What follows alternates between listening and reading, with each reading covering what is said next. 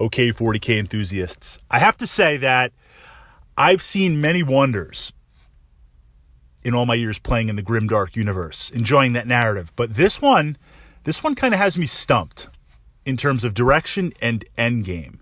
It's one thing to have 40K comic books, but 40K children's books with kind of cute cartoon characters and kind of unicorn-like Necrons. Everything's been kind of sanitized in there. I wonder what this means for the future of 40K. Not in a conspiracy type way, it's the end of 40K, but honestly, the first thing that comes to mind is Asmodee and what they're doing to the board gaming industry and what they're doing in terms of gaming and the direction they're going to take the board gaming hobby. If you're involved in board gaming right now, which I am also, I love that community, you should be afraid. You should be aware of what's going on, because we saw this on the wargaming side of the industry. Now it's going to kind of reverse onto the board gaming side of the industry. And by that, what I mean is, look, I'm all for Games Workshop experimenting, expanding market share. The more money they bring in, the more fantastic kits they can make, the bigger starter sets they can make. They can keep that plastic crack coming. And as a 40K enthusiast, I love that. I understand we need to bring in digital gamers and get them into analog. I understand we need to bring in from the board gaming side and other aspects of the game, maybe even the toy side of gaming. But as soon as you really start to alter your product, to alter that narrative, that changes things. And 40K is not a nice place to be for a younger audience. I remember years ago at Comic Book Heaven, on one of the walls, they had some codexes and starter kits and box sets and stuff.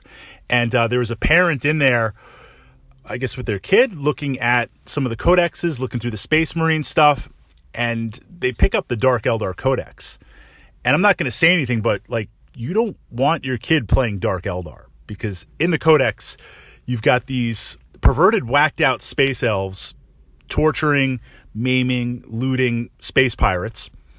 Okay, well, in American culture, we're like, that's nothing. That's baby cakes. Don't even worry about it. But then in the Codex, it is literally at the time encouraging you to take drugs. So you have these units, and at the start of every turn, you're rolling D6 as you take drugs to see what they do to your units. I mean, it's pretty insane. And certainly living in New York and living in the Northeast, I'm sure there's parts of the country here in America where if I pull out my Demon Codex, like, I'm going to be in a lot of trouble. So there are aspects of the game, once you move beyond kind of the sanitized version of Space Marines, or even Tyranids or Necron space robots and stuff, and get into some of the nuances here, the dark gods and just kind of the war crimes being committed, it's pretty out of control. So we certainly don't want to feed that to a younger audience. That leaves kind of stripping it down. So where does that leave 40K? Where does that leave us for the next move? And my thought, a possibility on this, again, I'm not saying it's conspiracy. I'm not saying it's the end of 40K. I'm not saying it's going in this direction. But I have to look at it from a corporate perspective. We have the board gaming industry, which has been growing double digits for 5 to 8 years now, and it's projected to grow out even more. And there's also tapping the side revenue where now I'm playing Xeno Shift Onslaught card game, and then I've got it on my tablet for the app. So you see board gaming companies and board gaming makers having their tabletop game and then easily transitioning to that an app, and it works perfect one-to-one. So we have a vast multi-market untapped segment that's growing and growing and growing. And you have Asmodee buying up more and more and more because they're just going to sell it to some venture capitalist firm and just strip mine it completely and just blast it away. So I wonder if Games Workshop is looking and saying, okay, we're chasing profits. We need to expand the market, but you can only expand 40K so much.